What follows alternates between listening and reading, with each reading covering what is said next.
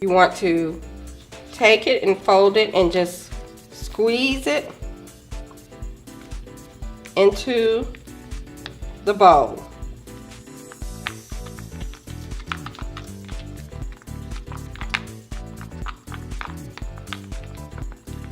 You can use a color brush, which we prefer, or you can use a ragtail comb. Now, when you're doing a relaxer, you want to be at least a ½ an inch away from the scalp. Just like that.